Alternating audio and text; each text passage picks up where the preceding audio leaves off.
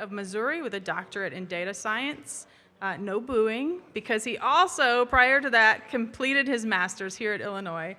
Today he's going to be sharing experience and insights on the utilization of sensors, production data, and machine learning models in decision-making processes in commercial pig production, a great follow-up to our morning speakers. Let's welcome Dr. Grohmann back to campus. Thank you very much, Angela. Yeah, I grew up on a small pork production farm in southern Illinois. Then wanted to become a geneticist, so went to University of Missouri to get a bachelor's degree, crossed the river once, then back to U of I, crossed the river again, then back to Missouri for my PhD, and then now with Carthage, Innovative Swine Solutions back in Carthage. So I can't decide which side of the river I want to be on, so finally ended up back in Illinois. Through those processes, I really gained affinity for data collection and taking measurements on the pigs that we're producing, and then how do we transform that into actionable solutions, and that's kind of what I'm going to discuss today.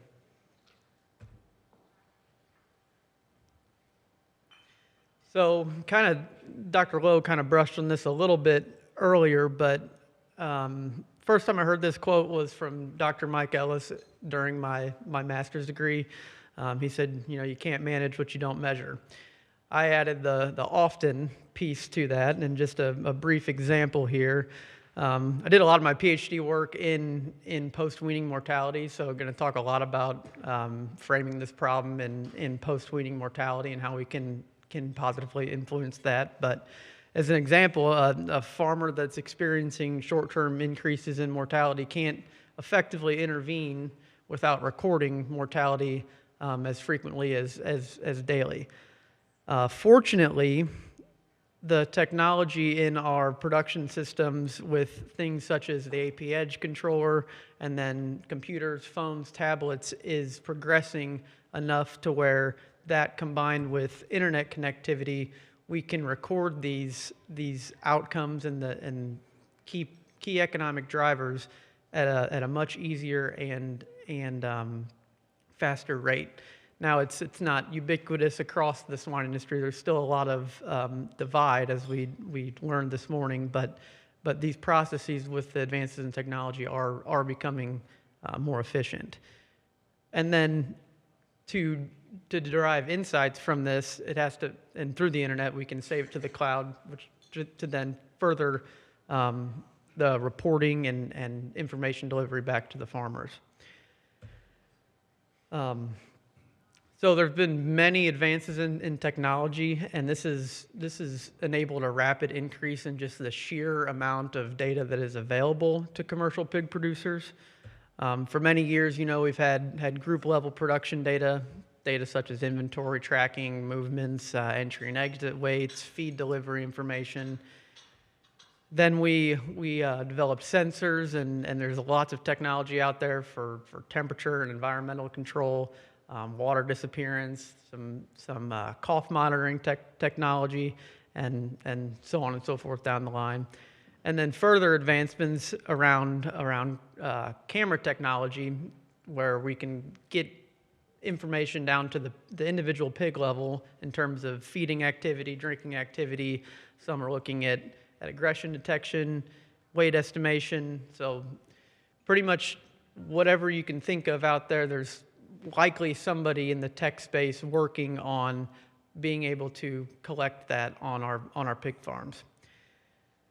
Now, there's a range of the amount and the complexity that these different data streams give.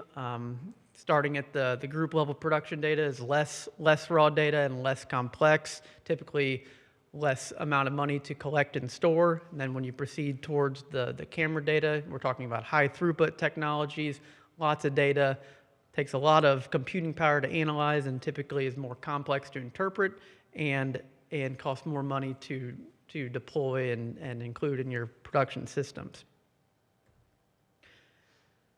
But really what the goal of a smart farm should be is understanding what data we can effectively collect on on a given pig's environment that impacts these economic drivers. And Dr. Lowe talked about it in terms of pounds of throughput and space utilization.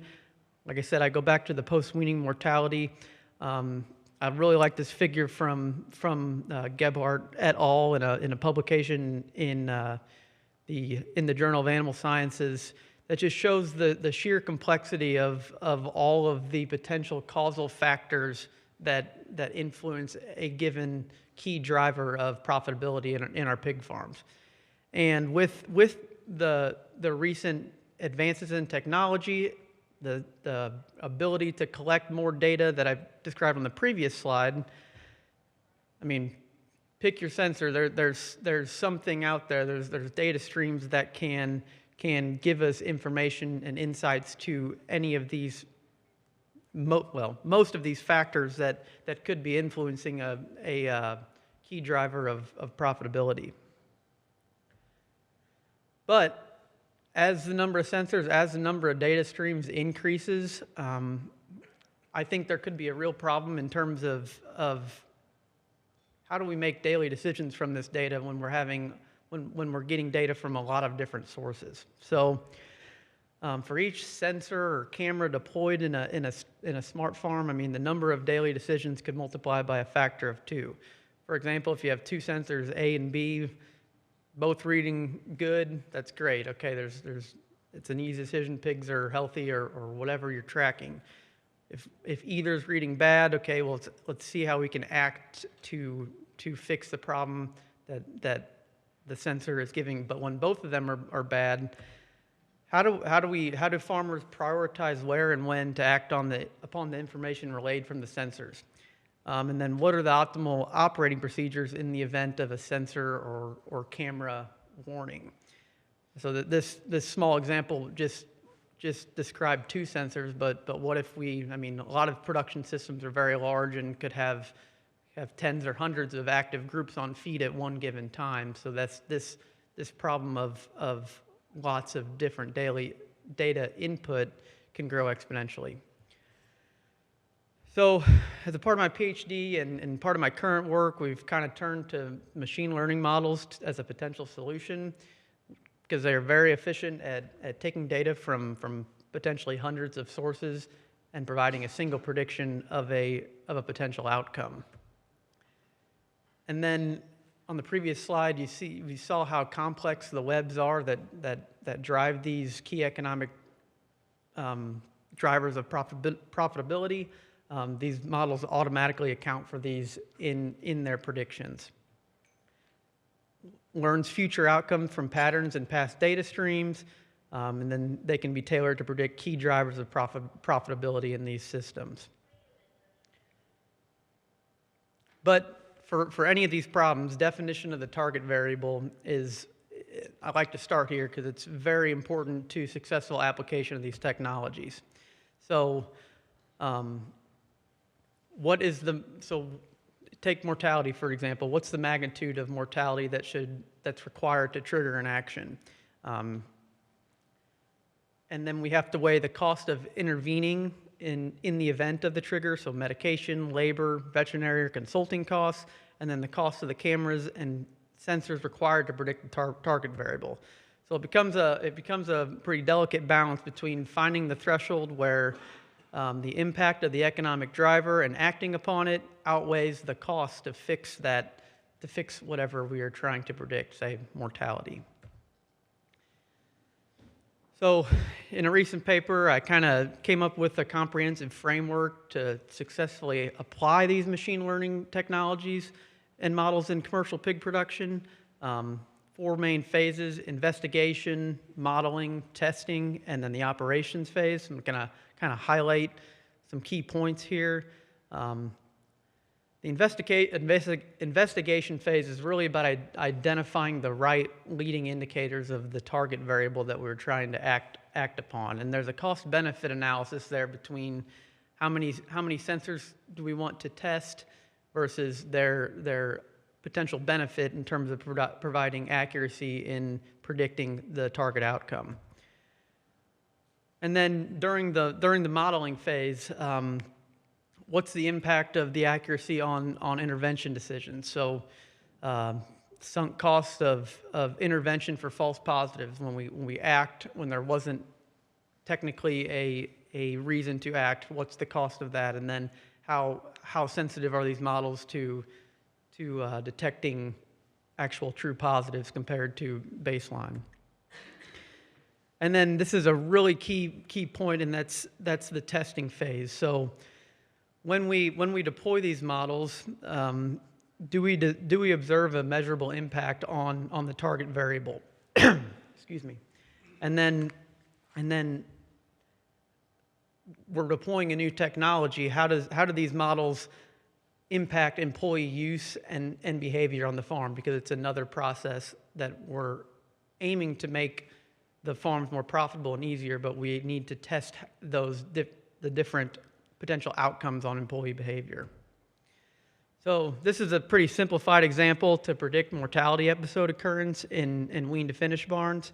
So on this graph, we have for a given group of pigs, we have on the x-axis our time variable, so days post-placement, and the number of dead pigs per day.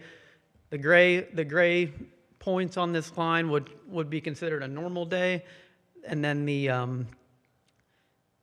colored points on the line would be considered days that are part of a mortality episode. So something that we want to act upon. We can then encode that target variable as a normal day, being 0, and something that we want to predict, which is a mortality episode that we want to predict in the future to then intervene and prevent and mitigate losses as a 1. So then we have to frame it as, so what data streams do we currently have access to? And then what data streams could potentially help us gain better predictive accuracy for our specific problem? So in my PhD, for example, we looked at these variables, age variables, water disappearance, temperature, sound talks, which is an indicator of respiratory distress, and then antibiotic administration. And so we're trying to predict future outcomes. So we looked at data observed 3 days before the mortality episode would have occurred. Used a method called XGBoost to train a model to predict the likelihood of a mortality episode, and got predictions for the predicted probability 3 days from today.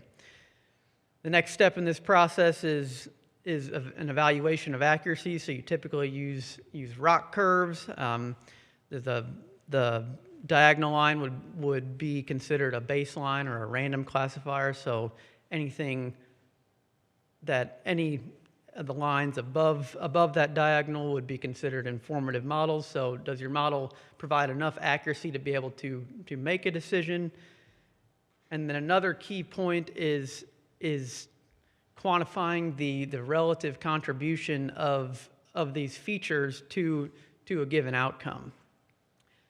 And there's certain methods that you can use or employ in machine learning models to kind of delineate, okay, is it respiratory distress causing these issues, or is there something going on with temperature in the barns that's causing increases in mortality or predicted increases in mortality?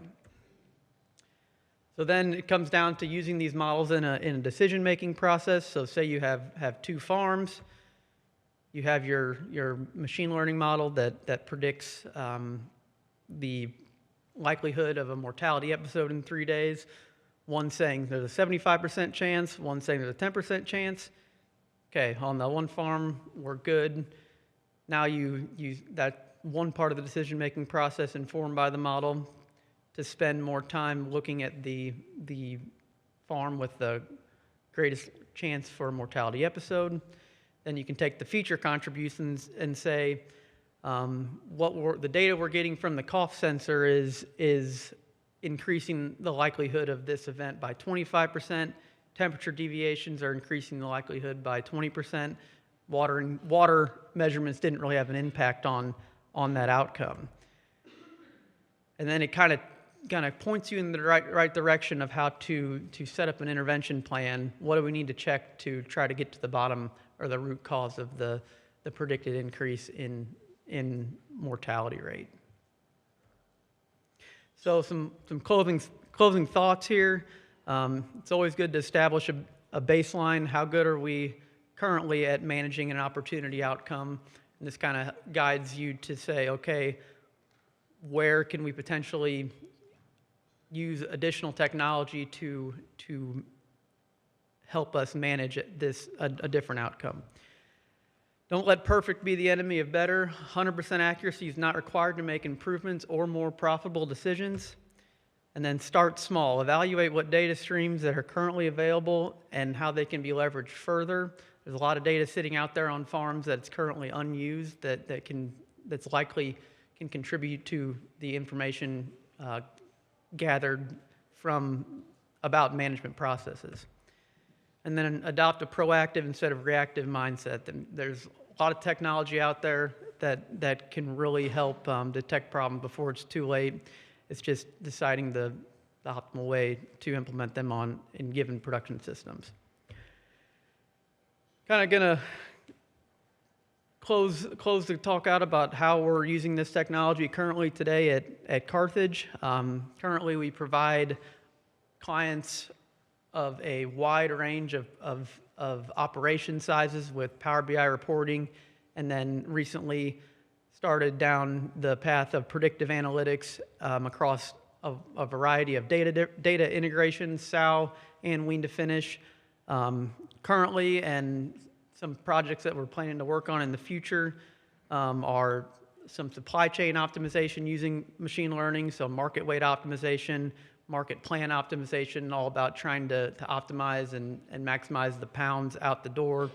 Automated wean to finish, mortality monitoring, prediction of farrowing success based on historical sow records, and then wean pig forecasting that kind of plays into the overall optimization of the supply chain of our farms.